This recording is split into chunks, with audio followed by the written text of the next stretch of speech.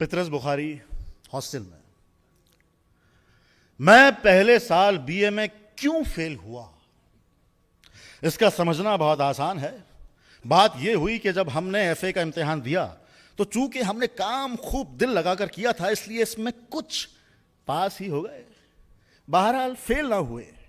University نے یوں تو ہمارا ذکر بڑے اچھے الفاظ میں کیا، لیکن ریاضی کے متعلق یہ ارشاد ہوا صرف اس مضمون کا امتحان ایک دفعہ پھر دے ڈالو۔ ایسے امتحانات کو اصطلاحاً کمپارٹمنٹ کہا جاتا ہے، شاید اس لیے کہ بغیر رضامندی اپنے ہمراہی مسافروں کے اگر کوئی اس میں سفر کر رہے ہو، مگر نقل نویسی کی سخت ممانعت ہے۔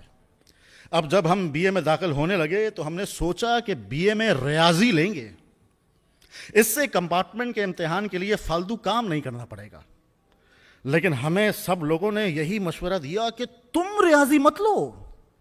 جب ہم نے اس کی وجہ پوچھی تو کسی نے ہمیں معقول جواب نہ دیا، لیکن جب پرنسپل صاحب نے بھی یہی مشورہ دیا تو ہم راضی ہو گئے۔ چنانچہ بی اے میں ہمارے مضامین انگریزی، تاریخ اور فارسی قرار پائے۔ ساتھ ساتھ ہم ریاضی کے امتحان کی بھی تیاری کر رہے تھے، گویا ہم 3 کے بجائے 4 مضمون پڑھ رہے تھے، اور اس طرح سے جو صورتحال پیدا ہوئی اس کا اندازہ وہی لوگ لگا سکتے ہیں جنہیں یونیورسٹی کے امتحان کا کافی تجربہ ہے۔ ہماری قوت مطالعہ منتشر ہو گئی اور خیالات میں پرگندگی پیدا ہوئی۔ اگر مجھے 4 کے بجائے صرف 3 مضامین پڑھنے ہوتے تو جو وقت میں فی الحال چوتھے مضمون کو دے رہا تھا وہ بانٹ کر میں ان 3 مضامین کو دیتا۔ آپ یقین مانیے کہ اس سے بڑا فرق پڑ جاتا، اور فرض کیا کہ اگر میں وہ وقت تینوں کو بانٹ کر نہ دیتا بلکہ سب کا سب ان تینوں میں سے کسی ایک مضمون کے لیے وقف کر دیتا تو کم از کم اس مضمون میں ضرور پاس ہو جاتا۔ لیکن موجودہ حالات میں وہی ہونا لازم تھا جو ہوا، یعنی کہ یہ میں کسی ایک بھی مضمون پر کما قہو توجہ نہ کر سکا۔ کمپارٹمنٹ کے امتحان میں تو پاس ہو گیا، لیکن بی اے میں ایک تو انگریزی میں فیل ہوا۔ خیر وہ تو ہونا ہی تھا کیونکہ انگریزی ہماری مادری زبان تھوڑی ہے۔ اس کے علاوہ تاریخ اور فارسی میں بھی فیل ہو گیا۔ اب آپ سوچئے نا، جو وقت مجھے کمپارٹمنٹ کے امتحان پر صرف کرنا پڑا وہ اگر میں وہاں صرف نہ کرتا بلکہ بجائے، خیر یہ بات میں پہلے ہی عرض کر چکا ہوں، اور فارسی میں کسی ایسے شخص کا فیل ہونا جو ایک علم دوست خاندان سے تعلق رکھتا ہو، لوگوں کے لیے ازحد حیرت کا موجب ہوا۔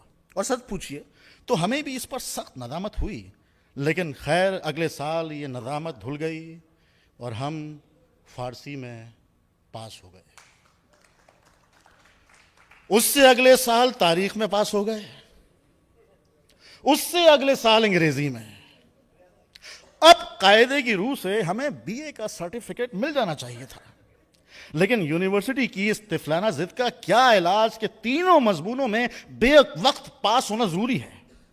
بعض طبائع ایسی ہیں کہ جب تک یکسوئی نہ ہو مطالعہ نہیں کر سکتی۔ کیا ضروری ہے کہ ان کے دماغ کو زبردستی ایک کھچڑی بنا دیا جائے؟ ہم نے ہر سال صرف ایک مضمون پر اپنی تمام تر توجہ دی اور اس میں وہ کامیابی حاصل کی کہ باید و شاید باقی 2 مضمون ہم نے نہیں دیکھے، لیکن ہم نے یہ تو ثابت کر دیا نا کہ جس مضمون میں چاہے پاس ہو سکتے ہیں۔ اب تک 2 مضمون میں فیل ہوتے رہے تھے، لیکن اس کے بعد ہم نے تہیہ کر لیا کہ جہاں تک ہو سکے گا اپنے مطالعے کو وسیع کریں گے۔ یونیورسٹی کے بےہودہ اور بے معنی قواعد کو ہم اپنی مرضی کے مطابق نہیں بنا سکتے، تو اپنی طبیعت ہی پر کچھ زور ڈالیں۔ جتنا غور کیا اس نتیجے پر پہنچے کہ 3 مضمونوں میں بیک وقت پاس ہونا تو فی الحال مشکل ہے۔ پہلے 2 میں پاس ہونے کی کوشش کرنی چاہیے۔ چنانچہ ہم پہلے سال انگریزی اور فارسی میں پاس ہو گئے، اور دوسرے سال فارسی اور تاریخ میں۔ جن جن مضامین میں ہم جیسے جیسے فیل ہوئے وہ اس نقشے سے ظاہر ہے: انگریزی، تاریخ، فارسی، انگریزی، تاریخ، انگریزی، فارسی، تاریخ، فارسی۔ گویا جن جن طریقوں سے ہم 2 مضامین میں فیل ہو سکتے تھے ہم نے پورے کر دیے۔ اس کے بعد ہمارے لیے 2 مضامین میں فیل ہونا ناممکن ہو گیا۔ اب ایک مضمون میں فیل ہونے کی باری آئی ہے۔ چنانچہ اب ہم نے مندرجہ ذیل نقشے کے مطابق فیل ہونا شروع کیا۔ تاریخ میں فیل، انگریزی میں فیل. اتنی دفعہ امتحان دے چکنے کے بعد جب ہم نے اپنے نتیجوں کو یوں اپنے سامنے رکھ کر غور کیا تو ثابت ہوا کہ غم کی رات ختم ہونے والی ہے. ہم نے دیکھا کہ اب ہمارے فیل ہونے کا صرف ایک ہی طریقہ باقی رہ گیا ہے، اور وہ یہ کہ فارسی میں فیل ہو جائیں. لیکن اس کے بعد تو پاس ہونا لازم ہے. اس سال فارسی میں فیل ہوں گے، پھر اگلے سال قطعی پاس ہو جائیں گے. چنانچہ 7ویں دفعہ امتحان دینے کے بعد ہم بےتابی سے اپنے فیل ہونے کا انتظار کرنے لگے. یہ انتظار دراصل فیل ہونے کا نہ تھا، بلکہ اس بات کا انتظار تھا کہ اس فیل ہونے کے بعد اگلے سال کے لیے BA ہو جائیں گے. ہر سال امتحان کے بعد گھر آتا تو والدین کو نتیجے کے لیے پہلے سے ہی تیار کر دیتا. رفتہ رفتہ نہیں بلکہ یک لخت اور فوراً. رفتہ رفتہ تیار کرنے میں خواہ خواہ وقت ضائع ہوتا ہے اور پریشانی مفت میں طول کھینچتی ہے. ہمارا قاعدہ یہ تھا کہ جاتے ہی کہہ دیا کرتے اس سال کم از کم پاس تو نہیں ہو سکتے. والدین کو یقین نہیں آتا.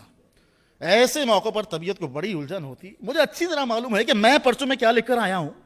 اچھی طرح جانتا ہوں کہ ممتحن لوگ اگر نشے کی حالت میں پرچے نہ دیکھیں تو میرا پاس ہونا قطعاً ناممکن ہے.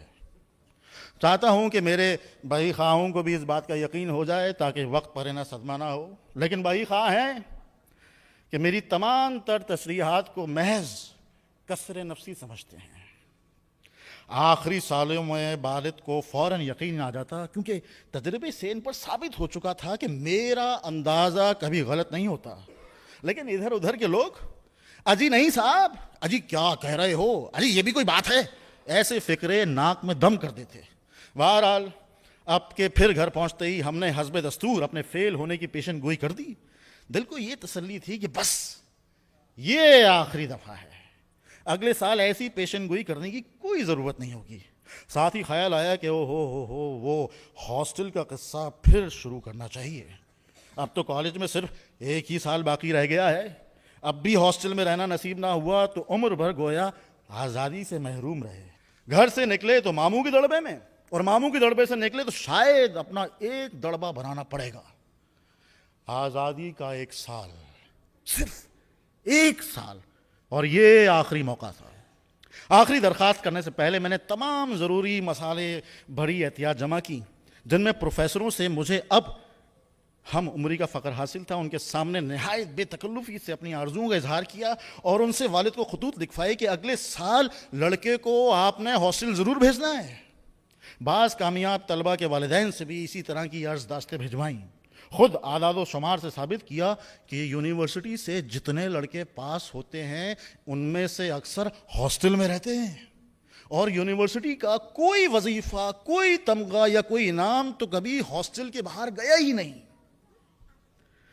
میں حیران ہوں کہ یہ دلیل مجھے اس سے بیشتر کیوں نہ سوجھی، کیونکہ یہ بہت ہی کارگر ثابت ہوئی. والد کا انکار نرم ہوتے ہوتے غور و خوض میں تبدیل ہو گیا، لیکن پھر بھی ان کے دل سے شک رفع نہ ہوا. کہنے لگے میری سمجھ میں نہیں آتا کہ جس لڑکے کو پڑھنے کا شوق ہو وہ ہاسٹل کے بجائے گھر پر کیوں نہیں پڑھ سکتا. میں نے جواب دیا ہاسٹل میں ایک علمی فضا ہوتی ہے جو ارسطو اور افلاطون کے گھر کے سوا اور کسی گھر میں دستیاب نہیں ہو سکتی. ہاسٹل میں جدھر دیکھو بحر علوم میں غوطہ زن نظر آتا ہے، باوجود اس کے کہ ہر ہاسٹل میں 200 300 لوگ رہتے ہیں، پھر بھی وہ خاموشی طاری رہتی ہے کہ قبرستان معلوم ہوتا ہے. وجہ یہ ہے کہ ہر ایک اپنے اپنے کام میں لگا رہتا ہے. شام کے وقت ہاسٹل کے صحن میں جا بجا طلبہ علمی مباحثوں میں مشغول نظر آتے ہیں. الصبح ہر ایک طالب علم کتاب ہاتھ میں لیے ہاسٹل کے چمن میں ٹہلتا نظر آتا ہے. کھانے کے کمرے میں، کامن روم میں، غسل خانوں میں، برآمدوں میں، ہر جگہ لوگ فلسفے اور ریاضی اور تاریخ کی باتیں کرتے ہیں. جن کو ادب انگریزی کا شوق ہے وہ دن رات آپس میں شیکسپیئر کی طرح گفتگو کرنے کی مشق کرتے ہیں.